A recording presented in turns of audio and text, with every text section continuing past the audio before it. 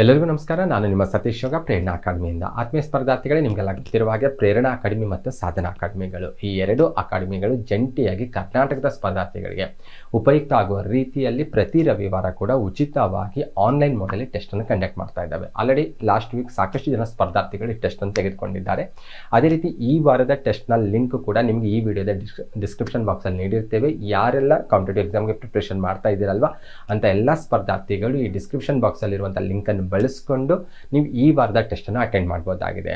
Okay, ಟೆಸ್ಟನ್ನು attend ಮಾಡಿ ಕೊನೆಗೆ ನೀವು ಸಬ್ಮಿಟ್ ಮಾಡಬೇಕು. ಸಬ್ಮಿಟ್ ಮಾಡಿದ ನಂತರ ಇವತ್ತು ಸಂಜೆ 7 ಗಂಟೆಗೆ ಈ ಟೆಸ್ಟ್ನ ಆನ್ಸರ್ ಕೀ ಆಗಿರ್ಬೋದು ಮತ್ತು ಎಷ್ಟೆಲ್ಲ ಜನ ವಿತಿನ್ ಟೈಮಲ್ಲಿ ಟೆಸ್ಟನ್ನು ಅಟೆಂಡ್ ಮಾಡಿರ್ತಾರಲ್ವ ಅಂತ ಎಲ್ಲ ಸ್ಪರ್ಧಾರ್ಥಿಗಳ ರ್ಯಾಂಕ್ ಲಿಸ್ಟನ್ನು ಕೂಡ ನೀವು ಇವತ್ತು ಸಂಜೆ 7 ಗಂಟೆಗೆ ಸಾಧನಾ ಅಕಾಡೆಮಿ ಆ್ಯಪಲ್ಲಿ ಪಡೆದುಕೊಳ್ಬೋದಾಗಿದೆ.